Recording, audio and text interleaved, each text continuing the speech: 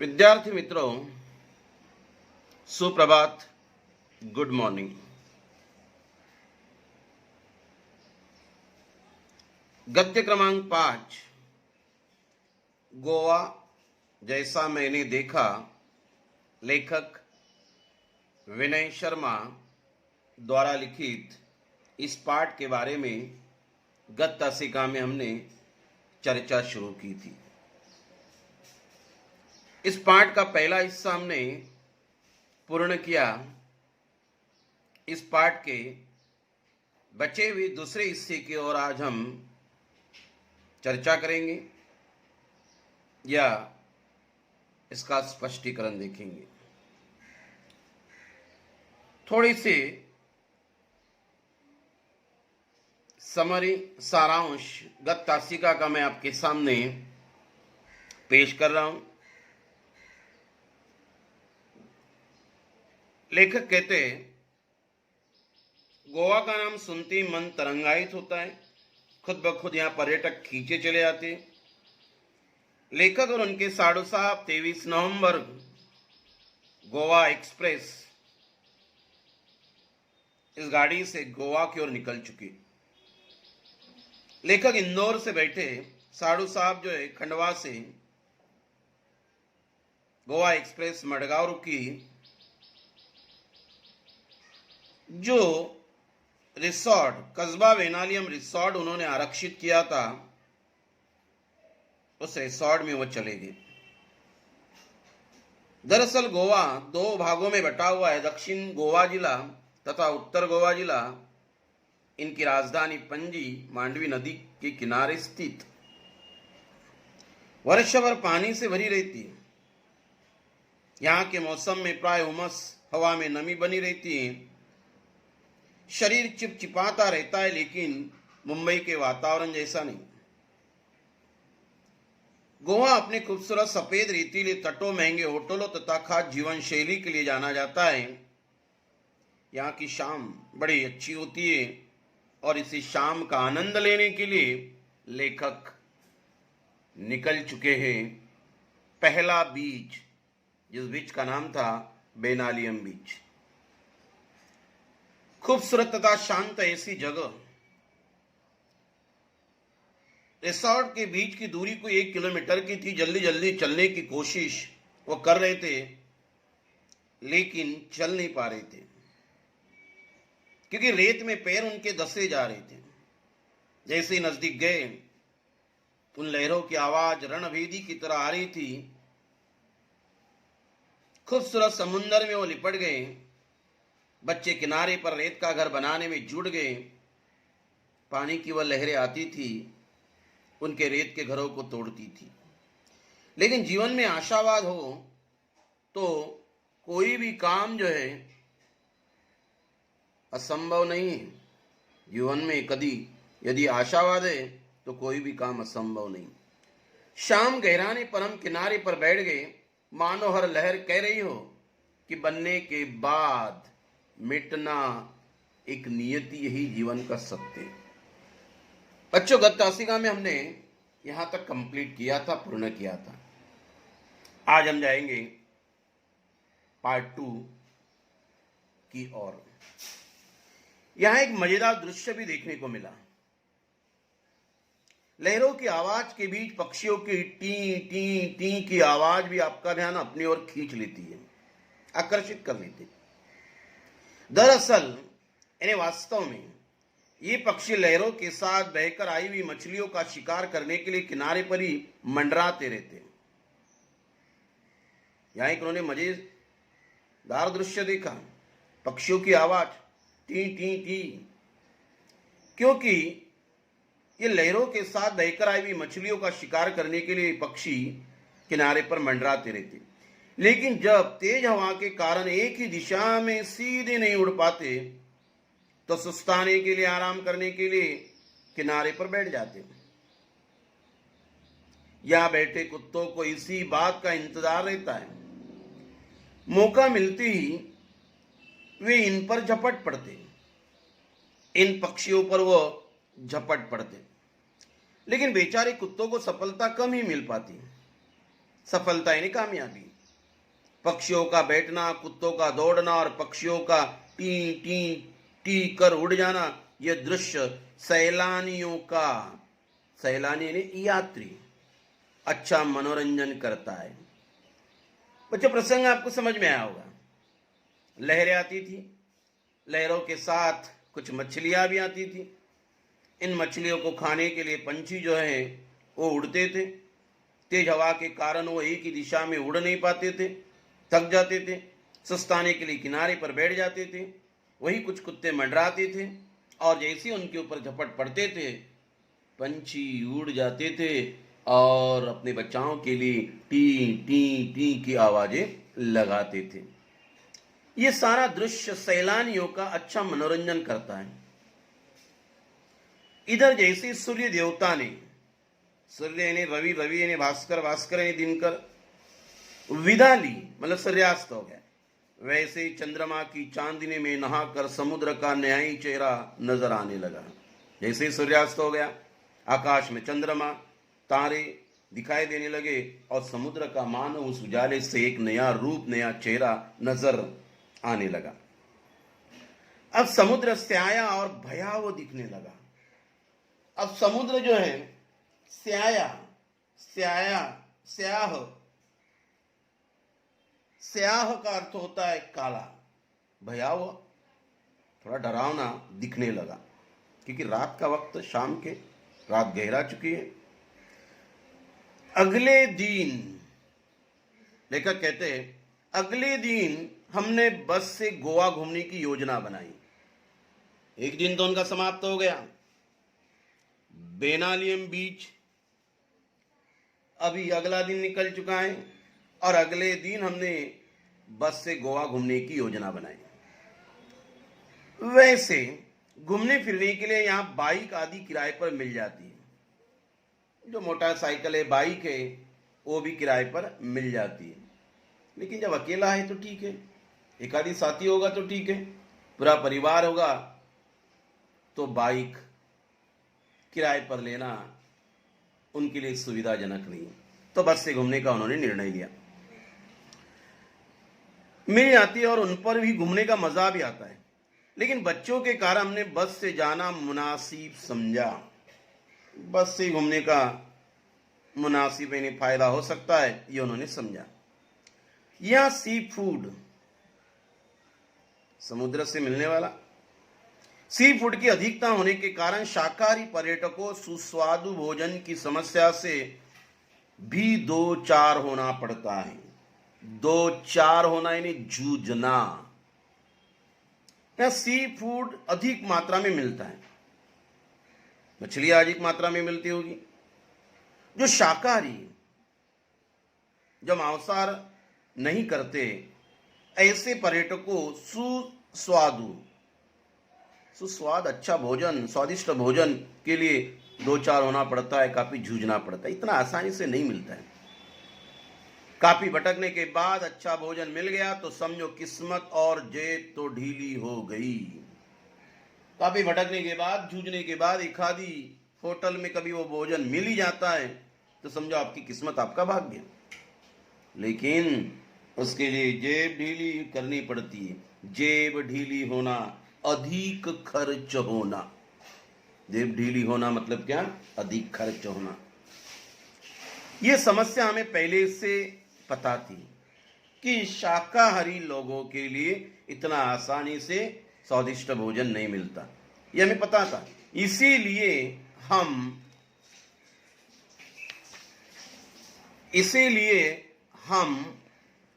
अपने रिसोर्ट के स्यूट में उपलब्ध किचन में ही भोजन करते थे। जो कमरे उन्होंने किराए पर लिए थे, वहां भोजन बनाने की सुविधा होगी तो वहीं वो भोजन बनाते थे। उन्हें पता था शाकाहारी लोगों के लिए आसानी से भोजन नहीं मिलता, और मिल भी गया तो किस्मत, लेकिन जेब ढीली करनी पड़ती है, मतलब अधिक खर्च करना पड़ता है। सबसे पहले हम अंजुना बीच पहुंचे। पहले बेनालियम बीच की ओर चले गए थे, अभी नंबर 2 अंजुना बीच, दूसरे दिन का पहला अंजुना बीच। गोवा में छोटे बड़े करीब 40 बीच है। कितने किनारे समुद्र किनारे? 40। लेकिन प्रमुख 7 या 8 ही है। ये 40 किनारों में से 7-8 घूमने लायक है, अच्छे। अंजुना बीच नीले पानी वाला। अंजुना बीच की विशेषता क्या है? एक तो नीले पानी वाला, पथरीला, बहुत ही खूबसूरत है। उसके किनारे बहुत ही पत्थर है, लेकिन बड़ा खूबसूरत। इसके एक और लंबी सी पहाड़ी है। एक और देखोगे तो पूरी लंबी सी पहाड़ी दिखाई देगी, जहां से बीच का मनोरम दृश्य देखा जा सकता है। यहां से उस बीच का मनोरम, मन को रमाने वाला ऐसा दृश्य देखा जा सकता है। समुद्र तक जाने के लिए थोड़ा नीचे उतरना पड़ता है। समुद्र किनारे तक जाने के लिए थोड़ा जो है पहाड़ी से नीचे उतरना पड़ता है। नीला पानी, ये उसकी खासियत। नीला पानी काले पत्थरों पर पछाड़ खाता रहता है, बार बार प्रहार करते रहता है। वो लहरें आती होगी, पत्थरों से टकराती होगी। पानी ने काट काट कर इन पत्थरों में कई छेद कर दिए। बार बार पानी टकराने से उन पत्थरों को उन्होंने काटा और उनमें कई छेद गिर गए, जिससे ये पत्थर कमजोर भी हो गए। पानी के बार बार प्रहार से पत्थर कई जगह कमजोर भी हो गए। साथ ही समुद्र के काफी पीछे हट जाने से कई पत्थरों के बीच में पानी भर गया है। जब लहरें पीछे चली जाती होगी तो उन पत्थरों के दरारों में, कटे हुए जगहों पर कहीं पानी भर जाता है। इससे वहां काई ने अपना घर बना लिया है। ज्यादा समय तक पानी रहेगा तो उस पर काई जम जाती है। ये हरा ऐसा एक लेप, एक घास होती है, वो चिकनाहट उसमें होती है, वो काई जो है उसके ऊपर क्या हो जाती है? जम जाती है। तो उसके ऊपर जो है काई ने अपना घर बना लिया। फिसलने का डर हमेशा लगा रहता है। पत्थरों पर कभी हम चलेंगे तो काई में चिकनाहट होती है, हो सकता है पत्थरों से हमारे पैर फिसल सकते हैं। लेकिन संघर्षों में जीवन है। किसमें जीवन है? संघर्ष ही जीवन है। जो संघर्ष नहीं करेगा उसके जीवन की सार्थकता कैसे? संघर्ष करो, जीवन की सार्थकता होगी। इसलिए यहां घूमने का भी अपना अलग आनंद है। यहां युवाओं का दल लेने समूहों, जो युवा बच्चे हैं उनका दल तो अपनी मस्ती में डूबा रहता है। लेकिन परिवार के साथ आए पर्यटकों का ध्यान अपने बच्चों को खतरों से सावधान रहने के दिशा निर्देश देने में ही लगा रहता है। बच्चों, अंजुना बीच की विशेषता है, पत्थर तो है, पानी बार बार टकराता है, कई दरारें आ चुकी, कहीं छेद गिर गए, उसमें पानी इकट्ठा हो जाता है। इकट्ठा होने के कारण उसके ऊपर काई जम जाती है, बच्चे उससे फिसल सकते हैं। इसलिए युवा जो बच्चे हैं, युवा दल जो होता है, वो अपनी मस्ती में डूब जाते। लेकिन कुछ छोटे बच्चे जो है, उनके माता पिताजी इस बीच पर आने के कारण अपने बच्चों को दिशा दिखाने के लिए, बार बार सचेत करने के लिए, सावधान करने के लिए उनका समय जो है वो चला जाता है। मैंने देखा कि समुद्र किनारा होते हुए भी बेनालियम बीच तथा अंजुना बीच का अपना अपना सौंदर्य है। पहला बीच हमने देखा था बेनालियम बीच, अभी दूसरा हम देख रहे हैं अंजुना बीच। दोनों का सौंदर्य, दोनों की सुंदरता अलग अलग है। बेनालियम बीच रेतीला तथा उथला है। दोनों में क्या अंतर है, ऐसा कभी संजाल के बारे में आपको पूछा जाएगा।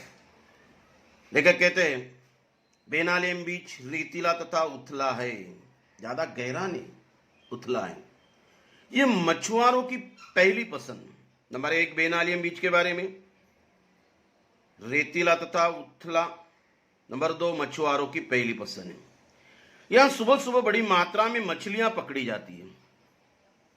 लेकिन मजे की बात यह है, इतनी सारी मछलियां स्थानीय बाजारों में बेची जाती हैं। ये बाहर भेजी नहीं जाती या बाहर के बाजारों में बिकी नहीं जाती। जो स्थानीय, उसी इलाके के जो बाजार हैं, उन बाजारों में सारी की सारी मछलियां बेची जाती। इनका निर्यात विलोम आयात, इनका निर्यात मतलब भेजना, बिल्कुल भी नहीं होता दूसरी जगह। सारी की सारी मछलियां उस स्थानीय इलाके में ही बेची जाती है। इसके विपरीत, इसके विरोध में अंजुना बीच गहरा और नीले पानी वाला है। यह बॉलीवुड की पहली पसंद है। जो बॉलीवुड की फिल्में बनती हैं, इस जगह पर काफ़ी उनकी चित्रीकरण होता है। यहाँ कई हिट फिल्मों की शूटिंग भी हुई है। तो फर्क देखिए बेनालियम बीच और अंजुना बीच। बेनालियम बीच बच्चों रेतीला, नंबर 1 उथला, नंबर 2 मछुआरों की पहली पसंद।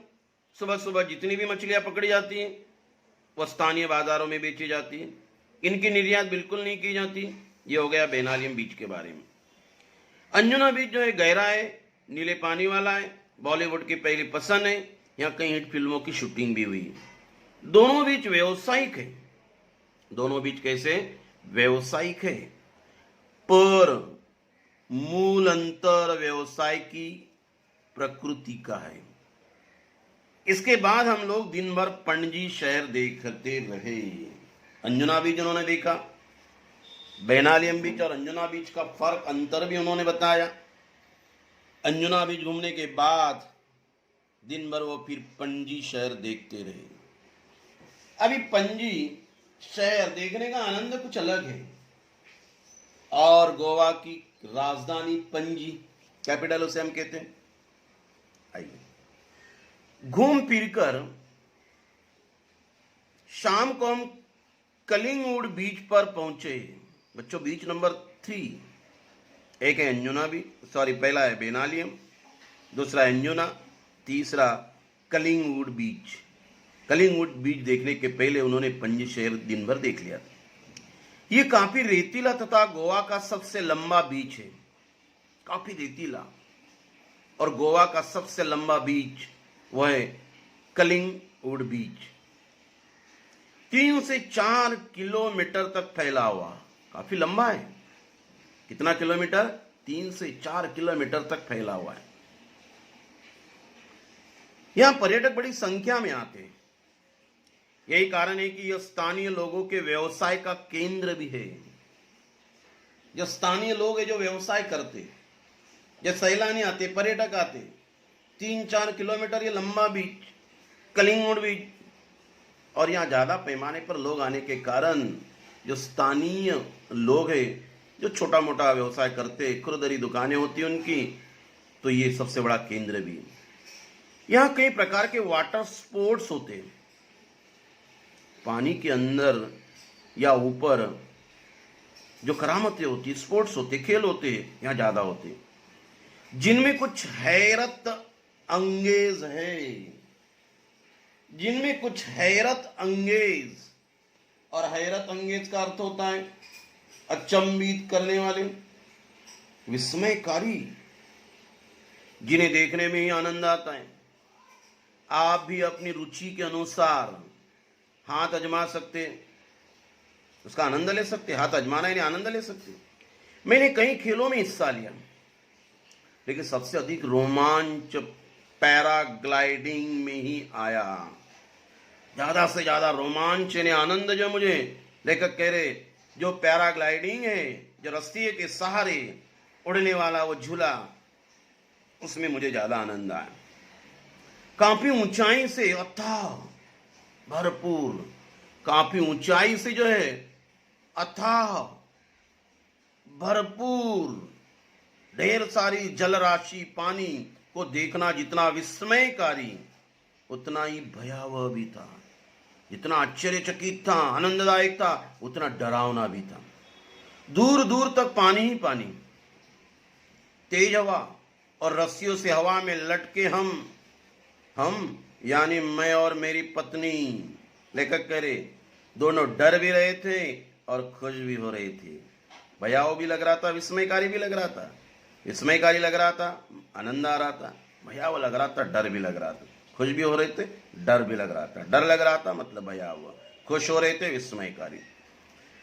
डर इस बात का था कि कहीं छूट गए तो समझो गए। खुशी इस बात की थी, इस बात की कि ऐसा रोमांचक दृश्य पहली बार देखा।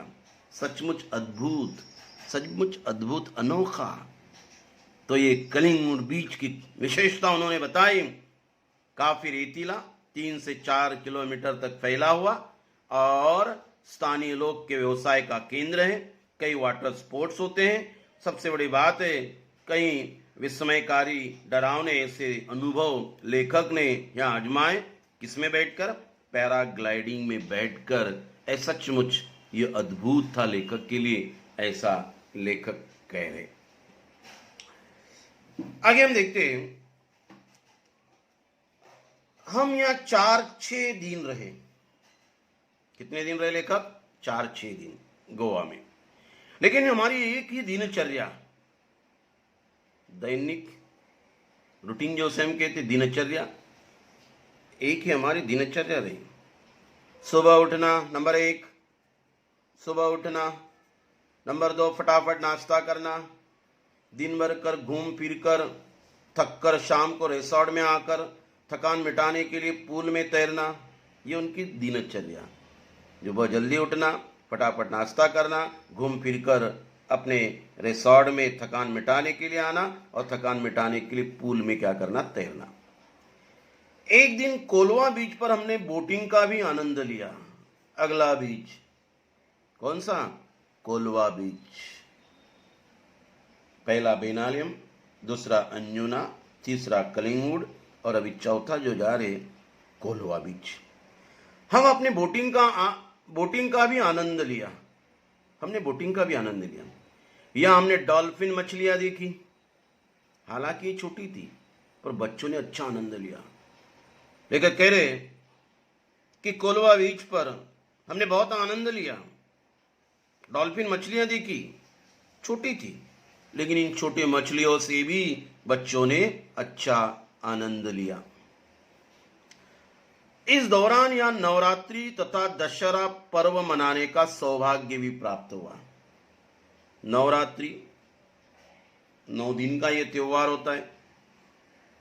तो नवरात्रि, दशहरा 10वें दिन दशहरा होता है। पर्व यानी त्योहार मनाने का सौभाग्य, अच्छा भाग्य हमें प्राप्त हुआ। उत्तर भारत में जिस तरह हर घर तथा गली मोहल्ले में मां दुर्गा की घट स्थापना कर तथा लड़कियों द्वारा गरबा कर पर्व मनाया जाता है, गरबा नृत्य कर कर यह त्योहार मनाया जाता है, ऐसा ही यहां भी होता है, गोवा में भी होता है। रावण का पुतला कहीं भी नहीं जलाया जाता है। दशहरे के दिन कुछ इलाकों में रावण का पुतला जलाया जाता है, लेकिन गोवा में ये नहीं होता है। सुबह से लोग अपने वाहनों की सफाई कर उनकी पूजा करते हैं। दशहरा यानी 3.5 मुहूर्तों में से एक अच्छा शुभ दिन। ऐसे शुभ दिन में जिसके जरिए अपनी रोजी रोटी चलती है। कुछ लोगों के पास वाहन होगा, सवारियां होगी, उसके लोग सफाई करते, उसकी पूजा करते। शाम को भगवान की एक पालकी मंदिर ले जाई जाती है। इसके बाद एक पेड़ विशेष की पत्तियां तोड़कर लोग एक दूसरे को देकर बधाई देते हैं। एक पेड़ की जो पत्तियां होती है वह, उसे महाराष्ट्र में उस पत्तियों को सोना कहते हैं। तो ये पेड़ की पत्तियां तोड़ी जाती है, एक दूसरे को दी जाती है, बधाई दी जाती है। सबकी अपनी अपनी सांस्कृतिक परंपराएं, सबकी अपनी अपनी परंपरा होती है, रीति रिवाज होते हैं। इतने कम दिनों में मैं गोवा को पूरा देख समझ तो नहीं पाया, पर इतना जरूर समझ गया कि पश्चिमी फैशन और सभ्यता में रचा बसा होने के बावजूद, पश्चिमी फैशन, बच्चों यहां अक्सर कई दिनों तक, कई सालों तक पाश्चात्य संस्कृति का असर रहा, उनका आधिपत्य रहा। इतना आधिपत्य रहने के बावजूद भी, पश्चिमी फैशन और सभ्यता में रचा बसा होने के बावजूद भी भारतीय संस्कृति को पूरी तरह आत्मसात किए हुए। ये कहते हैं कि पश्चिमी फैशन और सभ्यता में रचा बसा होने के बावजूद ये भारतीय संस्कृति को पूरी तरह से आत्मसात किए हुए। पर्यटक फैशन के रंग में कुछ देर के लिए भली स्वयं को रंग कर चले जाते हो, लेकिन स्थानीय लोग उस गोवा के अपनी सांस्कृतिक परंपरा की उंगली अब भी पकड़ी हुई है। उन्होंने अपनी संस्कृति को नहीं छोड़ा और आज भी वो अपनी संस्कृति का जतन कर रहे हैं, अपनी संस्कृति की रक्षा कर रहे हैं। बच्चों, ये आज की तासिका में हमने एक पूर्ण किया हुआ है। कुल मिलाकर पाठ का सारांश ये है कि लेखक गोवा एक्सप्रेस मडगांव उतरने के बावजूद उन्होंने कुछ जगह का बड़ा अच्छा आनंद लिया है। एक है जिसे हम कहेंगे बेनालियम बीच, उसके बाद जो है वह पहुंचे जिसे हम कहेंगे बेनालियम बीच। बेनालियम बीच के बाद वह बड़ा आनंद उन्होंने लिया। आनंद लेने के बाद उन्होंने अगला पड़ाव जो है वो मजेशी दृश्य तो वहाँ देखा। उसके बाद उन्होंने अंजुना बीच पहुँचे। अंजुना बीच पहुँचने के बाद कलिंगुड बीच पहुँचे और कलिंगुड बीच पहुँचने के बाद कोलोवा बीच। इन चारों बीचों का आनंद उन्होंने लिया और फिर भी उन्होंने कहा कि इस गोवा पर पाश्चात्य संस्कृति का कई वर्षों तक आधिपत्य रहने के बावजूद भी स्थानीय लोगों ने अपनी सांस्कृतिक परंपरा की उंगली अब भी पकड़ कर रखी हुई है। अपनी सांस्कृतिक परंपरा को वह अब भी नहीं भूले, ऐसा इस पाठ के द्वारा उन्होंने व्यक्त किया। उम्मीद कर रहा हूं कि आपको ये समझ में आया होगा। धन्यवाद।